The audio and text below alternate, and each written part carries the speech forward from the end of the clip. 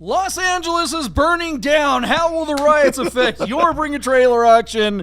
This is a mostly peaceful podcast. This is Bid Nerds. The bidding starts now. Bid Nerds is your YouTube car game show. All right, we are live, guys. Hey, welcome to a brand new live episode of Bid Nerds. My name is John Polnick. We are coming to you live from the Container Park in downtown Las Vegas, as well as my partner, Michael Deeb, way over there on the far side of the screen, the left side. He's in San Francisco. And in the middle, Derek Whitaker, stupid car, famous guy, drinking, and he is in the epicenter of everything that's going on. He's in L.A. That's why we put him in the middle. I wouldn't say that. Yeah, something like that. How's it going, guys? What's up? Derek, welcome back, buddy. It's good to see you. Good to be here. I'm on the peripheral of things going on. Actually, it's crickets where I live. You wouldn't know it. You're kind of in the burbs right now, right? Well, at least nothing's on fire, right? So the hills side of the valley, or valley side of the hills, yeah. Do we just bring you on anytime there's a disaster in your a man-made disaster in your part of the world? It's like, oh, LA's falling into the ocean. Let's call Derek and we'll bring him onto the show. Isn't that LA like every couple months now at this point? Much, like there's some other tragedy going on. Yeah, it's true. All right, guys. Well, hey, welcome everybody. Welcome Nerd Herd. We love you guys that are here watching the show live with us right now. How much fun is that? Thanks for spending your Sunday evening with us, or at least part of it. Look, the big question tonight is: will all these crazy auctions, will all these crazy riots affect the auctions that we pay close attention to? We're not going to get into the politics of the riots, but we do. Like a week ago, I was concerned about, everybody talking about the war in Ukraine and all the things, what will the news cycle be talking about this week? And will people's eyeballs be paying attention to what they see on their phone screens or the TV screens, or will they still be glued to the auction screen? And, it's just, there's always all kinds of distractions. And I feel like stuff blowing up in Eastern Europe is far less interesting to most Americans than LA getting blown up by people throwing, fireworks and blowing stuff up in the street. But Derek, you are safe where you're at. Is that correct? Yeah, I'm very safe where I'm at. Yeah. If your feed, I'm fine. If Derek's feed goes out, we'll know why. The ICE has raided his house, and he's being deported back to what country are you here illegally from? Connecticut. Iowa. Yeah. All right, who's hanging out in the Nerd Herd tonight? Oh, look at that! So we got all kinds of thumbs Chris up. Carbine. Can we just take time out to give? He's feeling better, right? Now hold on. Wait, hold on. No, hold on a second. I'm doing this for you, Chris, because I know if I freaking know if I don't say something, we're gonna have a HIPAA violation. Deeb will be like, he'll just put your entire medical record up on the screen. Can you just say that he wasn't feeling well and he is feeling well now? Don't give the whole diagnosis and everything. I know that's what you're gonna do. We're just looking for somebody else with the blood type O positive that can donate to Chris. HIPAA violation. We're not going to get demonetized because we're swearing. We're going to get raided by, the health department or something like that. The American Medical Association is going to bust down your door. Exactly, yeah. And the FAA for some reason. But Chris is home and feeling better. Big shout out to Chris. We love you, buddy. Take care of yourself, huh? Glad he's here watching with us tonight. All right, well, so if you're new to this show, thank you for joining us. Thanks for giving it a shot. This should be your new car podcast, your favorite, right, Derek? Right? This should be why isn't this everyone's favorite car podcast? The hell? Derek bought a new camera just to be on this show tonight. I don't know. Yeah, that's right. Get angry. Get angry about it. All right, let's get to it. So what we do on this show, if you're new to it, we go through we find the most interesting listings on like Bring a Trailer, Cars and Bids, sometimes P-Car Market. We analyze those listings and we make predictions what will happen as a result of those listings, and that's a lot of fun. You can play along with us especially if you're watching live. If you're watching live and you're new to the show, get into the live chat and introduce yourself. You're going to make really great friends over there, and you can play along with us by bidding along and giving us your predictions as well. See if you're better at it than us. We always start off every episode by holding ourselves accountable. How often do you see that on a YouTube channel, right? We start off by showing how wrong we were on our last predictions. So let's get right to it. What was the first car on the list? Michael D.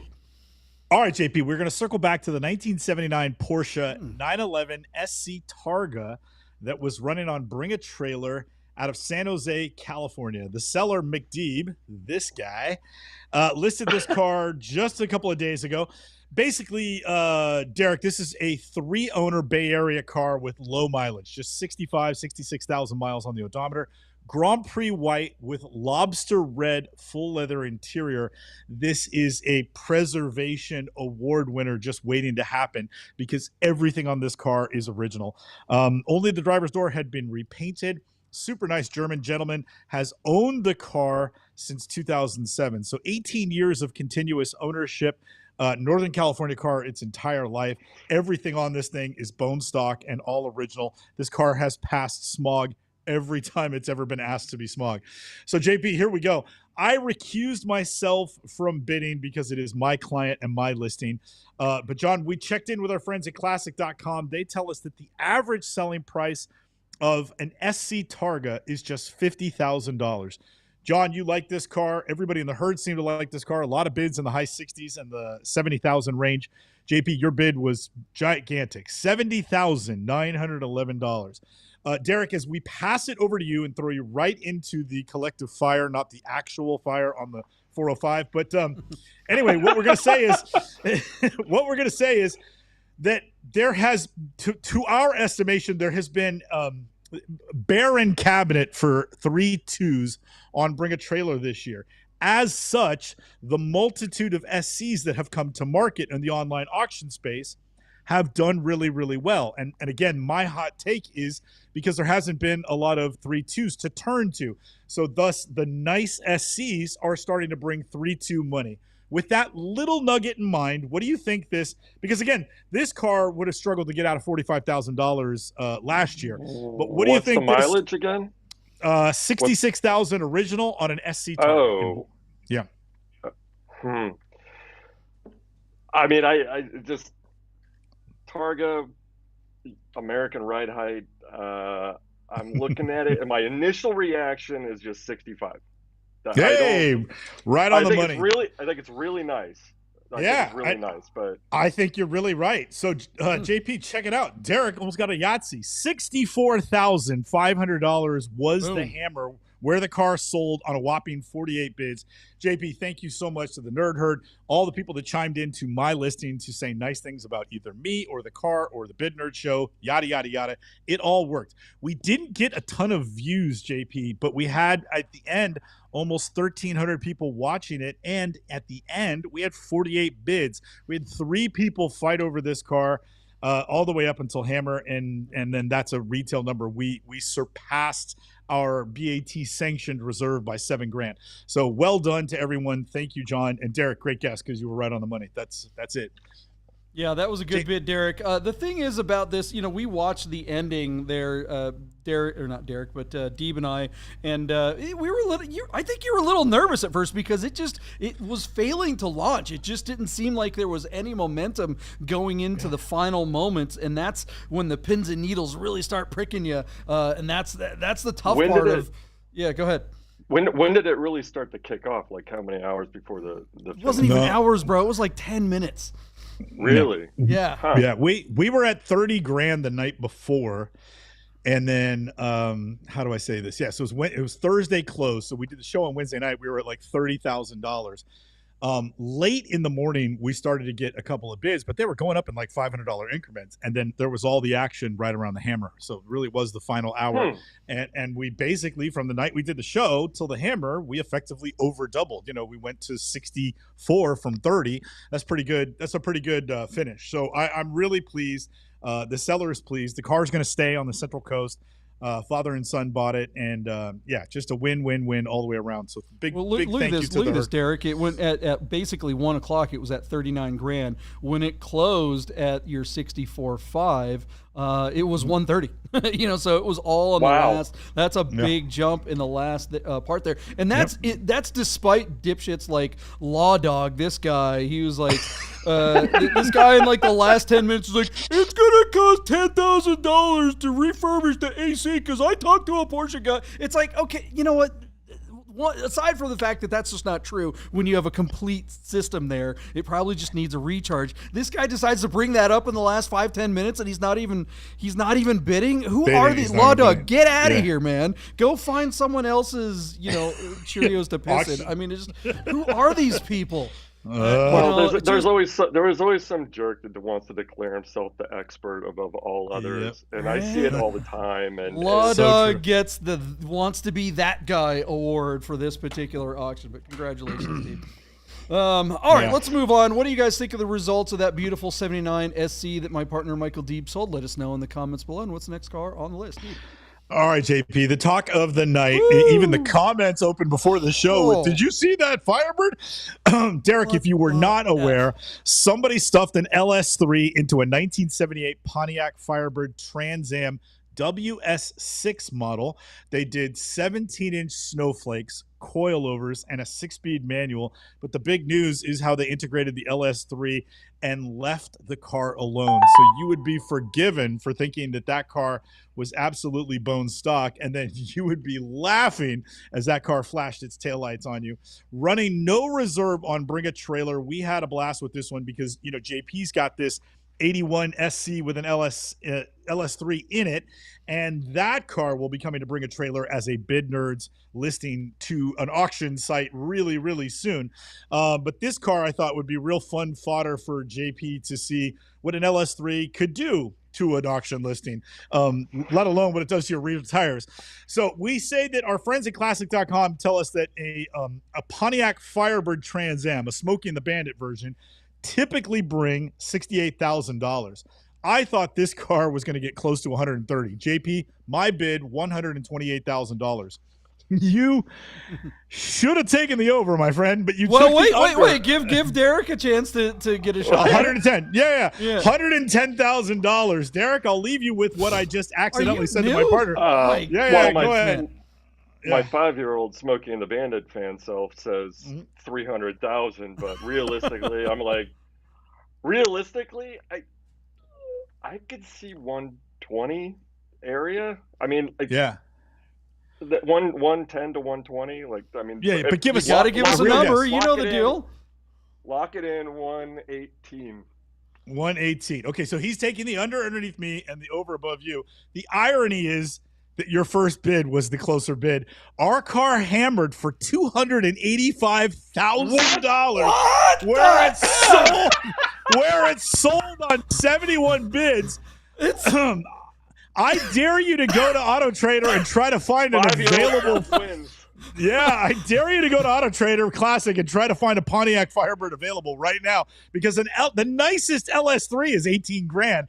I'm telling you, you could make this car for a lot less than $285,000. What the hell happened? That is unbelievable. And again, I love the way this car looks because it looks so stock. The 280 what? Yeah, 285 on 71 bids. It ran no reserve. Just sensational. I just about fell off my chair when I saw that result. I mean, you're talking about, Derek, you were talking about the, how long did it take for Deeb's Targa to get that action at the end? This car at 8:00 in the morning was at $96,000. Right. So, I checked it in the morning. I was like, oh, okay. Oh, wow. By 1:12, I checked in again and it was at 200. I'm like, what the hell is going on? $200,000. I was like, oh, that's just insane. I'm like, is this a shill bid? Did someone screw up? No, there was tons of time. It was slowly going all day. And when it closed at, 127, 10 minutes later at 285. I mean, this is just absolutely bonkers. I think the key here is that nostalgia is biting hard. Yeah. There was I love my Fox body Mustangs. There was a notchback with, I don't know, I had 10,000 miles on it or something, or 8. It sold for $80,000. It was like an arrow nose notchback Fox body 5-liter, not a GT, that sold for $80,000, and I was just like, there's no reason for that to be half of that amount. But like this car, that's astounding. Isn't that nuts? Well, I think, look, that's a good question. It's like, what is his name? Sporty Z. He got on there in the comments, and check out this video, guys. This driving video. The guy is ripping through the gears. He's getting squirrely. He's getting sideways. And Sporty Z, he's my spirit animal. He's all like, sellers take note. No more lame driving videos. Stop babying the cars and drive them the way that we all want to drive them. I mean, and I got to agree with him. This car, the video is showing you what it's actually like to experience this thing. Excuse me. And that's what I'm going to need to do with my LS3. I don't expect anywhere near $280,000, but holy cow, watching this driving video, it does remind me of driving the LS3, the world, man. I never thought LSing cars was a good idea, and I still don't. I think someone else should do it, and you should buy it when they do it, because if you try to do it yourself, it's going to cost you 2 to 5 times as much as you thought it was. Let someone else sort it out. You get it and have fun with it.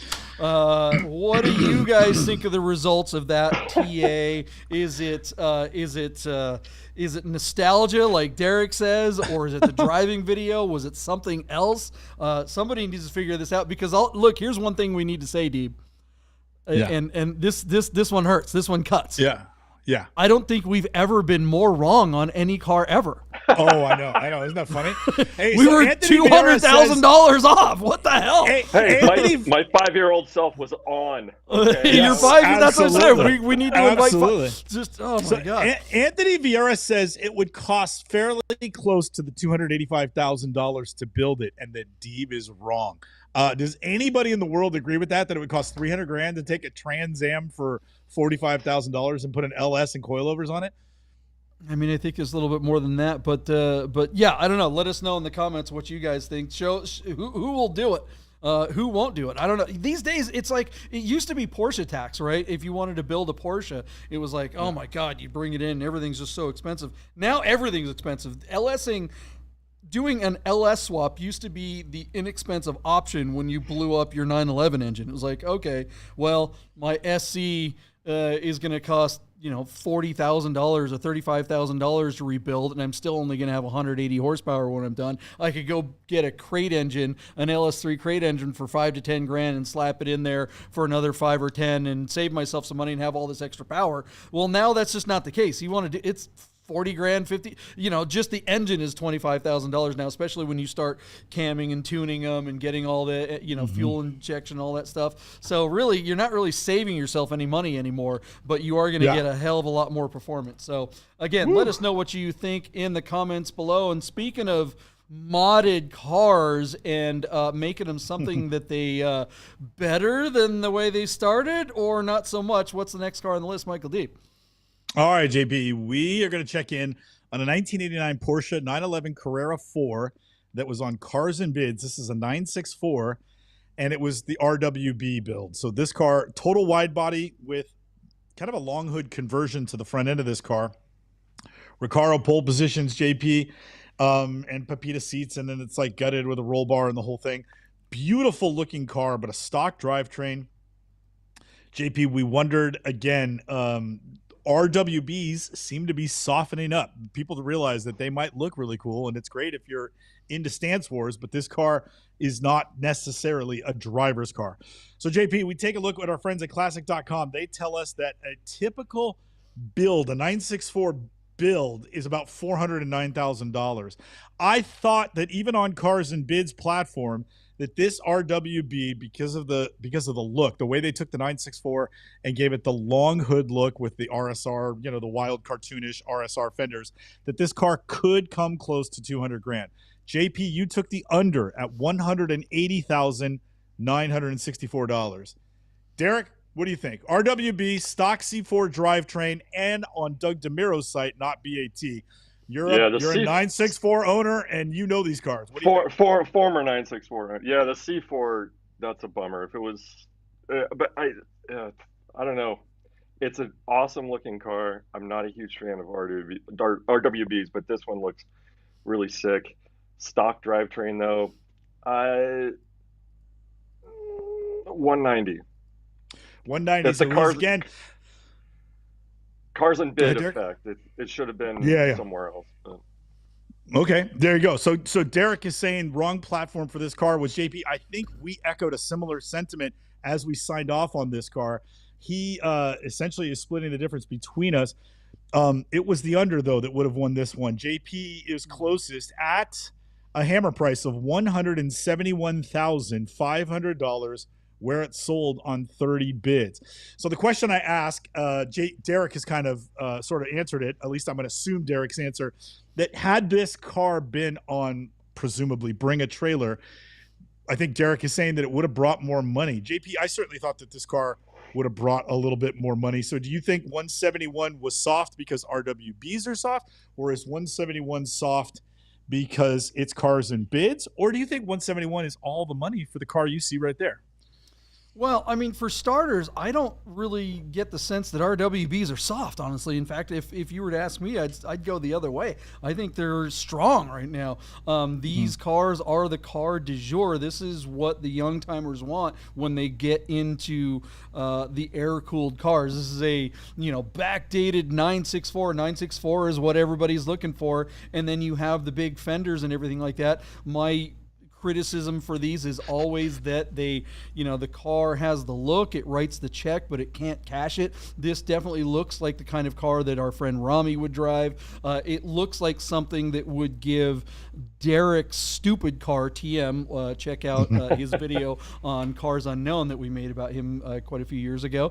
This car looks like it would keep up with your turbo 911, but we all know that it won't. Not even remotely. Easy money. Easy money, Derek. This is just 964s aren't that fast, especially when you start adding all this stuff to them. This would be a really cool car with an LS3 swap. Then it would actually do what it looks like it can do. I bet this is a really fun car to drive. It does look like it's clean, and I do think as far as RWBs go, this is a pretty darn cool looking one. But I just can't get into spending all that extra money for all show and no go. This particular car, interestingly enough, Deeb, you mentioned that it was sold on Cars and Bids, and we're asking the question: does that mean that someone was able to get a deal on this? Would this car be worth more? And a dealer, one that we all know, the guys over at RMC in Miami, the perfect place for this car to go. They're the ones who bought it. So this car is going to Miami, and exactly the kind of place that you would expect. This car is not going to be Rami's next car, even though he's bought 2 or 3 cars from those guys already. But Rami always buys the ones that have the big crazy turbos or multiple turbos and all the crazy stuff. This one, I wish his 934 89 930 that he has, the twin turbo crazy race car. I wish it looked like this and performed like his car. That would be the perfect combination, but unfortunately that's not the case. So, the funny thing is, what's that? Yeah, go ahead. Sorry, you mentioned RMC. They have a car that looks, a white car from Japan that looks very similar to this right now with a turbo motor. It is a monster.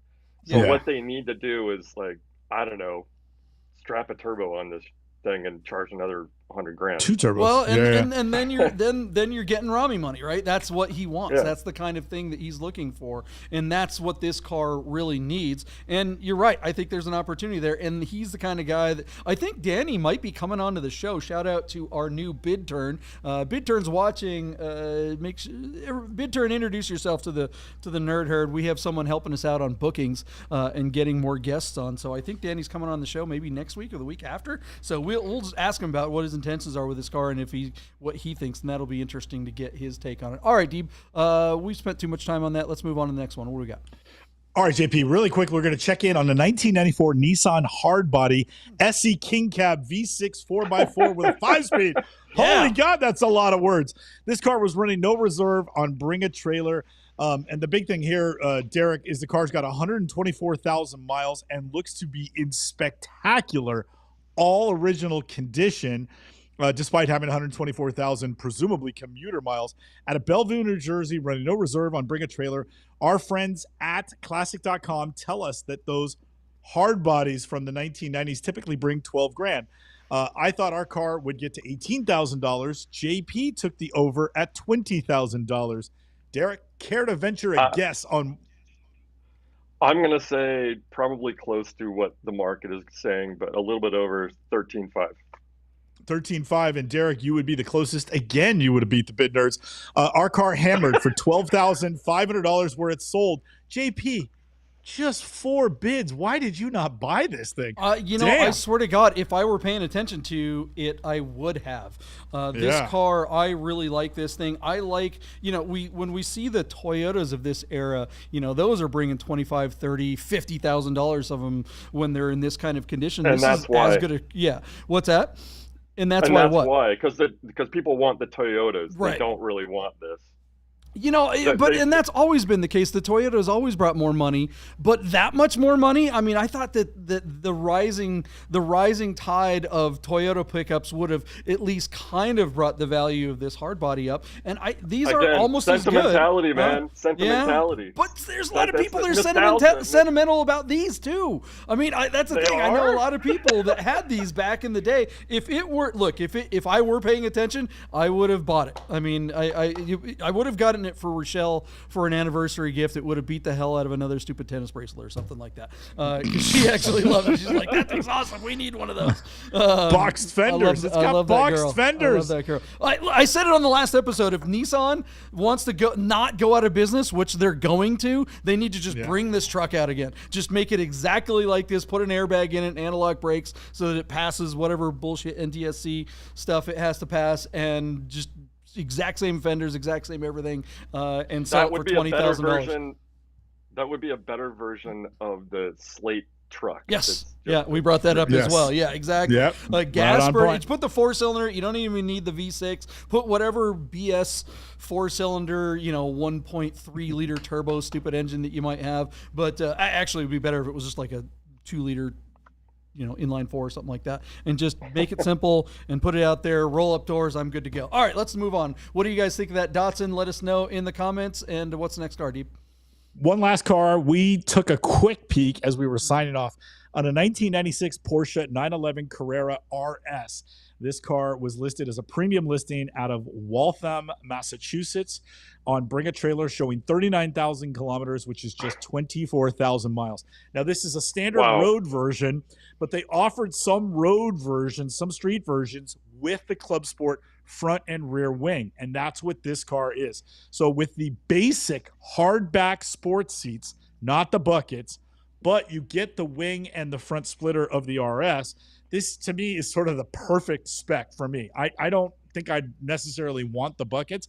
I'd like to be able to get in and out of this thing, on an all-day drive. But I do love the boy racer thing with the wing and the whole shebang. The car is spectacular in Guards Red. It just looks right to me. I don't know. There's something about this car. It's very clean. These are decent photos, and it's just such a special car. 1,000 examples were made. A couple hundred of them were real Club Sports, but this is a street one with the wing. We thought this car would go to the moon. So our friends at Classic.com tell us that the average selling price is about $364,000. I thought this car had every chance to get to $390,000, and perhaps only the Guards Red paint instead of some other special color would hold it back from touching $400,000. JP went to 370, 993. Derek, I know you know these cars pretty well. What do you think? This is above average example to you? I think you're right about the red, but the options from the Club Sport are like 360, 365. This one you're a little low on. Our car did really well. It hammered for $387,000 where it sold on 53 bids. Great documentation. This car did come from the Mizuwa, down in Japan. They tend to send us really good examples. This car seemed to tick all the right boxes, and that's all the money for that sucker. So there you go, JP. Time for a commercial? Let's, unless you want one of these, we have one for sale. We have a Polar Silver with 82,000 kilometers, and it does have the blue hardbacks, the Recaro pole positions, and blue seat belts, so reach out to us. By the way, speaking of commercials, Bid Nerds is now in the business of representing your car on BAT. That's right. If you don't want to deal with the auction sites and you're like, hey, man, let's just have the Bid Nerds do it. That's what we do. And, what's our motto? A happy ending for every auction. Stick around, guys. We're not going anywhere. We'll be right back. Hey guys, you're probably looking at your watch and wondering if Bid Nerds will ever end. So you better talk to our friends at Our Smiths to make sure your Rolex, Tag Heuer, AP, or any fine timepiece is in tip-top shape. Our Smiths, fine Swiss repair. All right, we are back. We are looking at our Our Smiths Aviera watches and going, it is time for predictions. The kind of the thing that we were talking about at the top of the show was, look, there's riots everywhere, and the news cycle is going to be dominated by this nonsense all week, at least, I would think, unless something else happens. And, you know, these days, the news cycle used to be weeks long. Now it's like nanoseconds. So will the riots dominate the news cycle, and will that news distract people from the auction sites? Will this affect your bids? Let's get to it. What's the first car on the list, Michael Deep? All right, JP, I'm going to try to spew as many of the little facts I know about the 991.1 GT3, similar to the car that we have on our page here. Listed on Doug DeMuro's Cars and Bid site is this 2015 911 GT3 showing 37,200 miles and listed as having had its engine replaced. JP, our car is listed on a clean Montana title, but it is down in Corona, California. It is in a slightly unusual shade of agate gray metallic with a black interior. The big thing for these cars with the 2015s, what the sport bucket carbon seats were available. So most people that are shopping for GT3s want ceramic brakes and bucket seats. Our car does have the ceramic brakes, but this particular car was fitted with the adaptive sport seats. It's also got red seatbelts and a red gauge cluster. Miss me with all that shit. I don't like any of it. The big thing here, JP, the knowledge that I do know, or at least believe to be true, is that every single 2014 GT3 that was out in circulation, out in use, received an engine change, and that none of the 2015s received them sort of voluntary. Only the ones that essentially had engine problems or some sort of failure while they were covered under warranty, Porsche put new engines in those. This particular car that we see here is listed as having had its engine completely replaced. So with 37,200 miles, I have a sneaky suspicion that my partner selected this car, and again, coupled with the news cycle, he thinks that we're going to see a GT3 retail on an auction site for under 100 grand. That's my guess. That's why I think he selected the car. And our car is currently, just a little spoiler alert, is currently listed at $89,991 on 21 bids, and it closes tomorrow. So that $100,000 watermark is certainly in the crosshairs of where this car is likely to hammer. Now I'm going to hand it over to JP, who did select this car and put it as our hero shot, and find out if I guessed correctly that was the reason why he picked it, or if it's something totally different. JP, what the hell did you pick this car for? Yeah, man, I don't think that anyone that's shopping for this car cares about the riots. I think that if you've got 100,000 plus, you are just like, whatever, sounds like a California problem, like Anthony Vieira says, and you're on the auctions, and the block a block away could be burning down, and you're still going to be shopping for your GT3 if you're in the market for one. Let me tell you, if you're in the market for one of these, you're an idiot. You'd probably be better off spending time on the block burning down and looting the Nike store down the road than putting your money into one of these. The engine's going to blow up. It already has, or it's gonna. This particular one, the engine's already gone. It's going to need a second one. Everyone I know who's had one of these for more than a year or so has had to replace the engine. We know people that are on their third engine. That's right, third engine. The factory extended the warranty for 10 years on these dumb things, and they still blow up. Our good friend Chef, he had one, and it started making weird noises, so he traded in, got himself a GT3 RS of the same generation, the .1, and his engine blew up a week later. Again, thankfully, it was covered. Wow. So these blow up. They blow up, and this is way, way, way worse than the IMS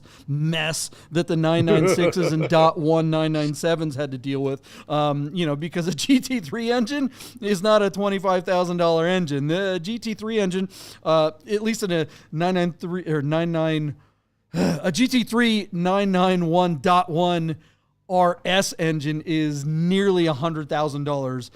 It is crazy how expensive these engines are. And yeah, you are asking for a world of hurt. That 10-year warranty is over. And the funny thing is you start looking at the comments and everyone's talking about, look, again, the guys that are shopping for this car are not paying attention to the riots. They're busy on the internet talking about DLC coded cam followers, whatever the hell that means. Look, these guys are such nerds. They're trying to convince themselves the people that own these are, nobody wants to be or have to be some kind of mechanical engineer in order to own a car, which is what it's not just terrible. Derek, what do you think of this thing? I know next to nothing about these, and I just learned more about them than I ever knew from you right now. Yeah, that's what Bit Nerds is here for. Sorry, Derek. Run away. It sounds like a disaster.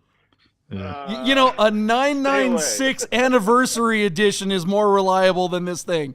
Yeah, that was a shout out to you, Anthony. That was a little bit of funny. But yeah, I would definitely rather sweat an IMS than a potential GT3 engine failure, which you're going to have if you own this car. Deeb, what's this thing going to bring on Cars and Bids of all places? All right, JP. So according to our friends at Classic.com, 991 GT3s, and that includes the 14s, typically bring $126,000. Our car is agate gray. It doesn't have carbon sport buckets. It does have 38,000 miles on it, and it's already had an engine replacement. So this car has kind of got, in my mind, a scarlet letter. JP, as I mentioned, our car is currently sitting at $89,991 on 21 bids, and it hammers tomorrow, 15 and a half hours from now. JP, I think this car is going to hammer for $100,000. The question I cannot answer, which I really can't tell, is if that's enough to get it done. Like, is this guy willing to let go of his GT3 for just $100,000? Or if it hits $100,000, is it an FTS? I think at $100,000, it's probably still a failure to sell. My guess is this guy thinks because it's got a brand new engine that it's worth $135,000. I wouldn't even give him the 100 for it. So there you go. 100,000 is my hammer prediction. JP, where are you at? What's with the canards, bro? I mean, did he downforce, duct tape those on there? And like what? More front end grip. My partner Deeb is always saying, "Make your car stock." As long as, and I disagree with him when it's something that's really expensive to return to stock. But these come on, man, these stupid like Shucks Auto Supply fake carbon plate, whatever, so dumb. As dumb as this car is. Yeah, exactly. Yeah. I'm gonna do the underbid, but I'm gonna park it right under here. I'm gonna say 99,991 and hand it off to Derek. What do you think? Oh man, I was gonna say 98, but you can do it. Let's let's go. Screw it. Let's go way lower. I'm gonna go 92 and no sale.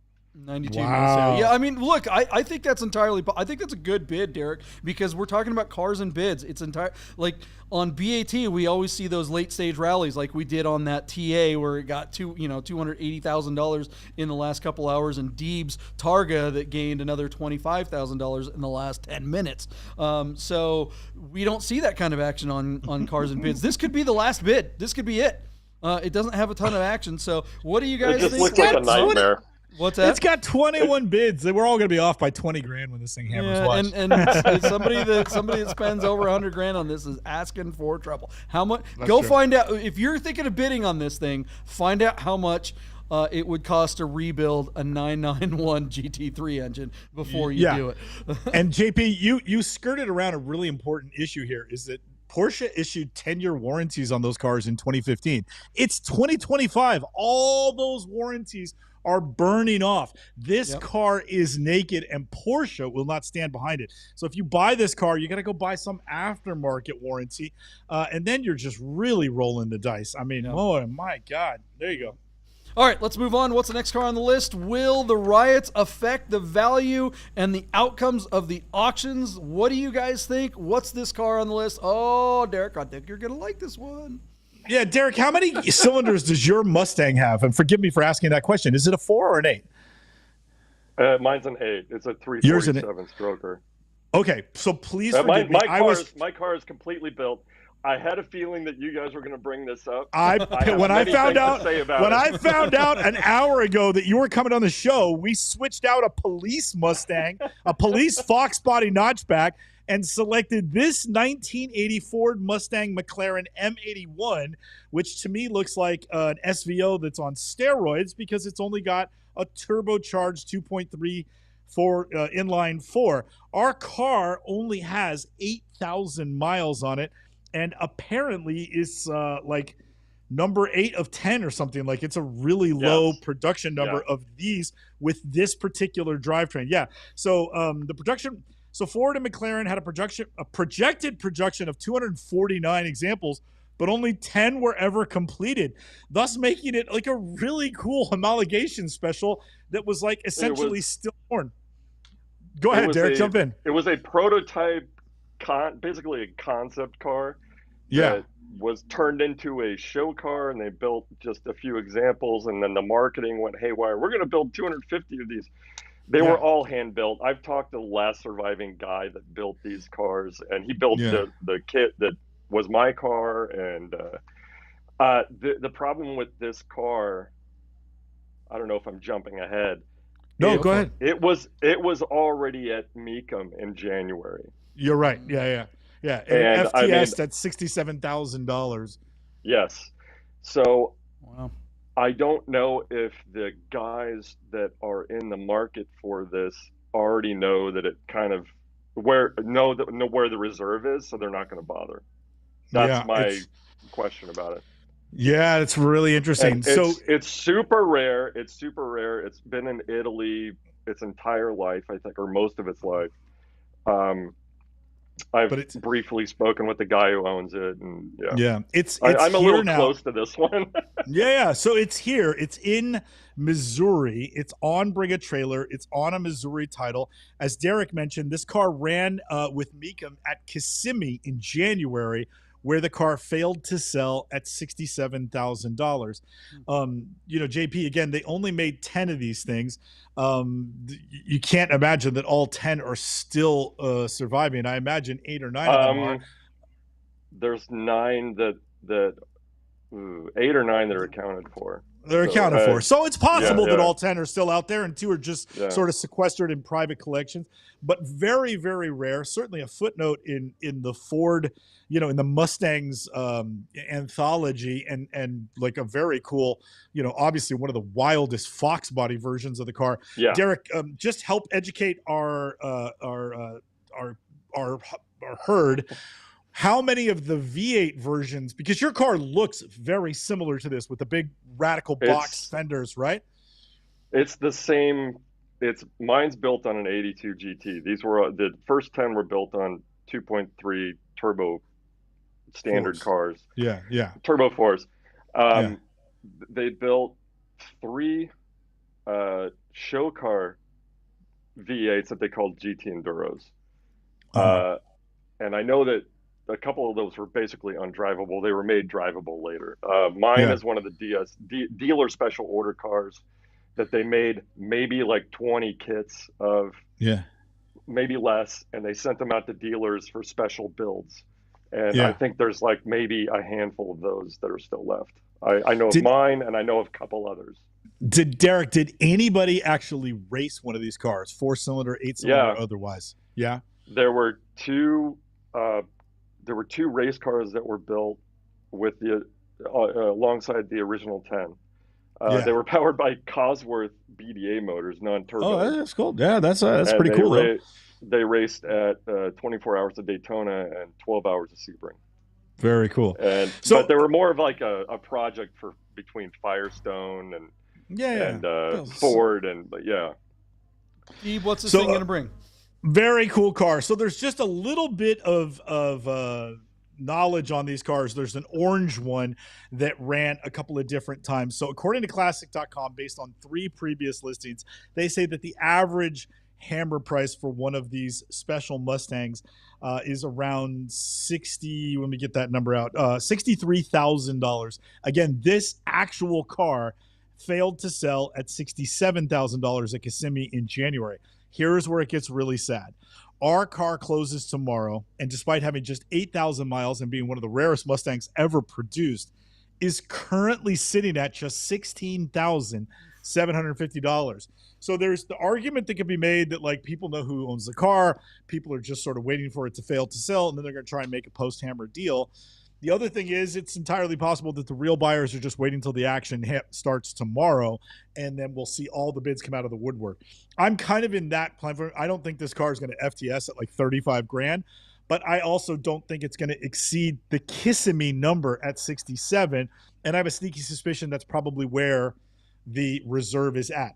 So my guess, JP, is that despite having a low showing of just 16 grand right now, there'll be a lot of bids on it tomorrow. There's no way a Mustang this special doesn't even get like some guys who just find it at the last minute and go, oh, I'll bid on that. I don't even know what it is, and I'll bid on that. So I think it's still going to get to about, I'm going to go $51,000 and say that it fails to sell because it's nowhere near the reserve. The real question I want to ask Derek after he gives us his bid. So, JP, give us your bid, and then, Derek, when we go to you, give us your bid, what you think it's going to hammer for, and then I'd like you to tell us what you think this car should be worth. So, 51 to you with a fail to sell. JP, what's your bid before we go to Derek? Well, I don't know anything about these. I mean, I don't know. We have notes on the. I didn't write anything down. I knew Derek was going to come and tell us all about it. I think it's interesting that it failed at the Mecum auction. We've talked a lot about the in-person auctions lately. Flying Wheels. Craig over there had a terrible experience with Barrett Jackson and his Ferrari just a couple of weeks ago, and it seems like the in-person auctions are dying. That is an older crowd that tends to go to those, and I think that they're either looking for way more expensive stuff. I think this kind of car is actually more of a young timer car. This is something that appeals more to Gen X or younger, and I don't think this is a car that really the boomers really like. Most boomers are, if they're interested in Mustangs, they want old ones, and this ain't to them. A Fox body is just like, it's the kiss of death to them. So yeah, I think it's neat, but I don't think I'm gonna go over you, Deeb. I'll say 55 on a whim, just because it's BAT and it's gonna get a lot more play here than it did at the live auction. Derek, what do you think? I'm a little more pessimistic on this auction. Two reasons. Because it was already at Mecum, the guys who own them know what they think that they're worth, but this is really misrepresented, and it's not in the best condition. There's better cars out there, even though this is the only black one ever made. So that's the appeal of it. But if you look at the pictures, you can see that it's in okay shape. It looks great from 20 feet. Yeah. Is this the kind of car that you spend a whole bunch of money restoring, and then all of a sudden it's worth all the money because it's perfect? Eventually it will be. Eventually it will be. But I mean, it wouldn't take that much to clean it up. It's just like some paint stuff and clean up the interior and some upholstery. But okay, I've gone on long enough. The pictures suck. Yeah. He's got some sneakers and black socks. Yeah. If it was made to look more sexy, it would be getting a lot more heat, I think. I'm gonna say it's gonna top out at like 45, and definitely a no sale, because everybody knows it already topped out at 67, and that's probably 70 or 80 is probably what he wants for it. Okay, which I think 67 is probably what it's worth, and he didn't let it go at that number, so people are scared off. Yeah, he should have taken the money. Derek, really quickly, do you happen to know what the 4 cylinders produce in horsepower?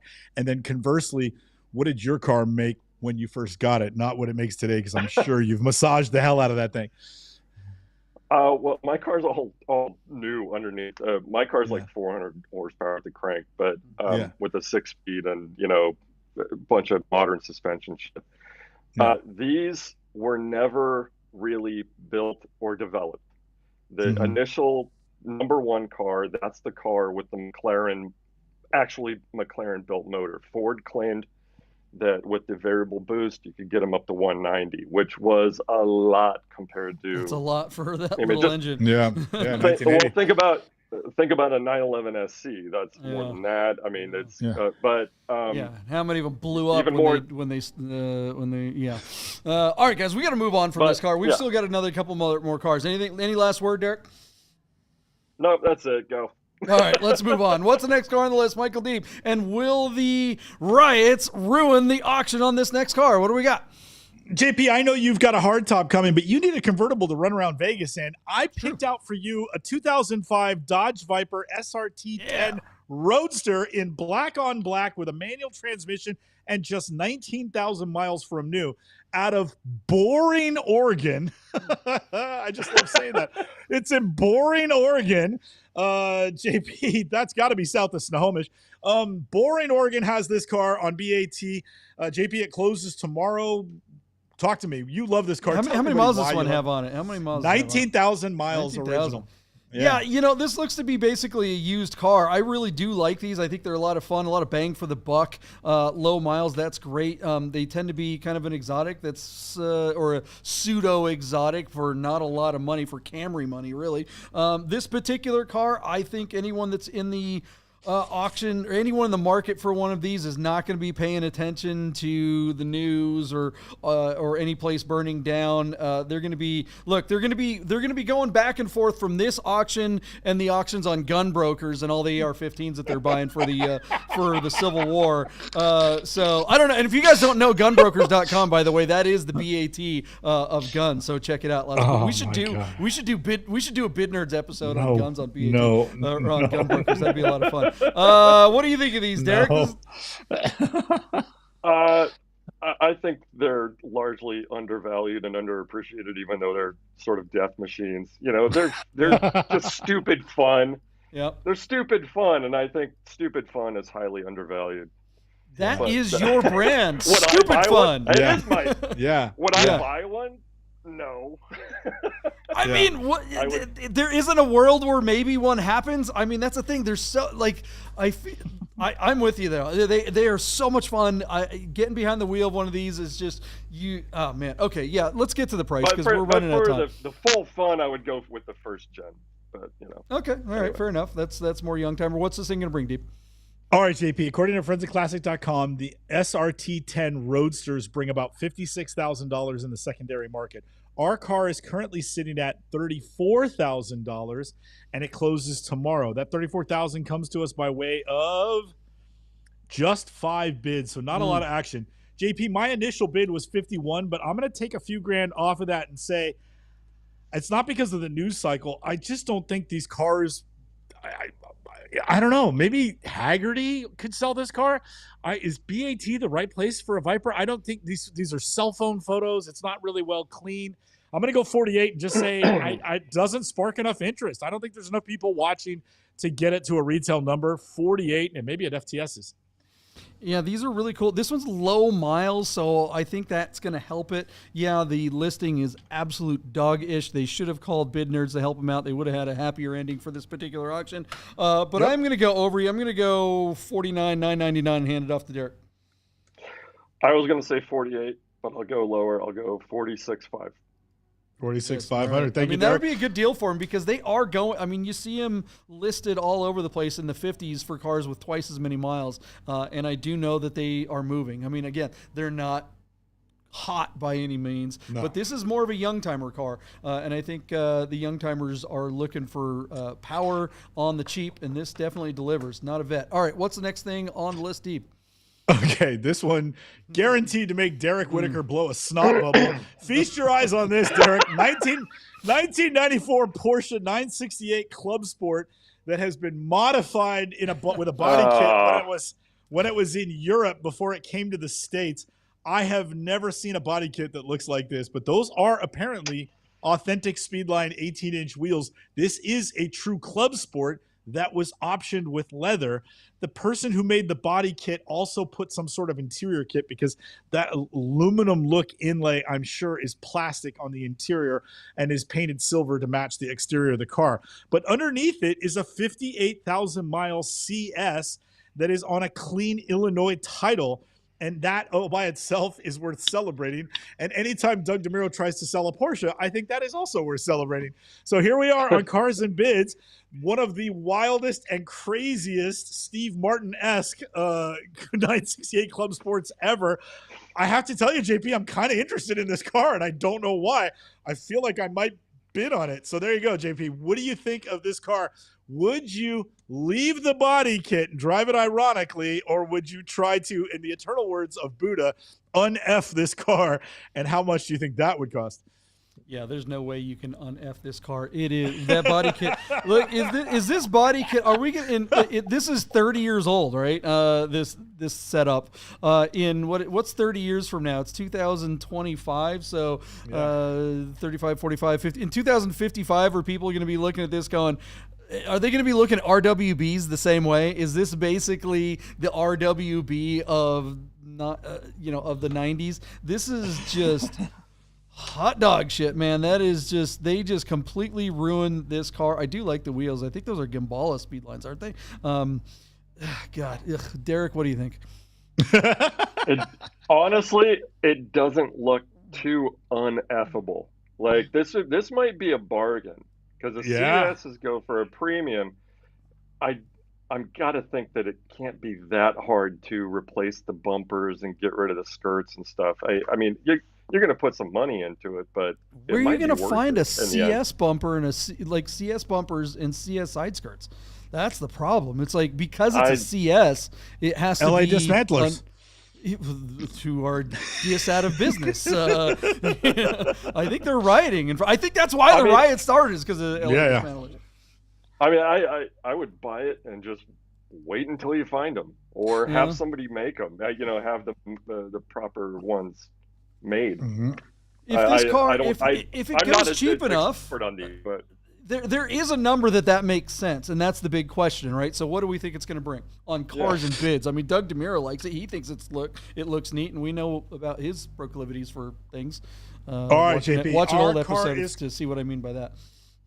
Our car, according to our friends at Classic.com, a 968 CS typically brings $53,000 in the secondary market. Our 1994 CS with 58,000 miles on the odometer in this wild body kit on Cars and Bids is currently sitting at just $21,968 on 15 bids. So JP, this is a real tough one to predict. It's obviously not going to get to 50 grand, but from 21, like, how much more money do we think it's going to get in the closing stages? We don't see big rallies on the final day, and certainly in the final hour on Doug DeMuro's site. So from 21,000, I initially put 48. I don't think it's going to get to 48. I'm just going to say it's going to get another 20 grand. I'm going to go from 21 to 41. So my bid, JP, to you is $41,968. Where are you at? It's at 21 grand now, and how much time does it have to go? 21 grand. So it closes tomorrow, JP. Closes tomorrow. Okay, yeah. I mean, it's Doug DeMuro. If the riots do affect any auction, it's going to be Doug DeMuro's side. Nobody's going to be paying attention to Cars and Bids if they think their city might burn down. BAT isn't going to be affected because everybody goes on BAT. They'll just have like CNN or Fox News or X or wherever they get their news. They'll just have that in one window, and they'll have the auction bubble in the other window. Nobody's going to have a third bubble with Doug DeMuro. It's not happening. This car's dead on arrival. It may as well be burning down like a dumpster in downtown LA. I'm going to say it doesn't get another bid. And give it a Derek. What do you think? Wow. Oh, wow. Okay. I was going to go 38.5. 38.5. It gives a buyer some decent room to un-F it and still have a decent car. Yeah. Mm-hmm. For the record, I don't think it sells at that number, but there it is. All right, guys. Probably not. No. Yeah. Well, that's one hell of a show. We hope you guys all stay safe wherever the heck you are, and have a great week. We will see you Wednesday night. Derek, make sure you guys go to Cars Unknown on YouTube, and you can see Derek's video. There it is. Yeah, go for it, Derek. Go to the Peterson Museum and see my M81 McLaren Mustang sitting there on display. Well, that was going to be my next question. Where can everyone find you on the interwebs? Yeah. The _Derek_Whitaker at Instagram. But yeah, my M81's at the Peterson, part of the Totally Awesome exhibit, and I couldn't be more thrilled. It's really cool. Awesome, man. Congratulations on that. That's awesome. Is M81 where the band got their name? Is that where they get because of the McLaren? I don't even get it. M83. Yeah. It's a cheap version. It's a cheaper version. Yeah, cheaper M81 version of the band. Come on, man. All right, guys. Thanks for hanging out, and we will see you. What is it? Thursday night? Wednesday night. Wednesday night at 6:30. See you guys. It's another Bid Nerds. Bye.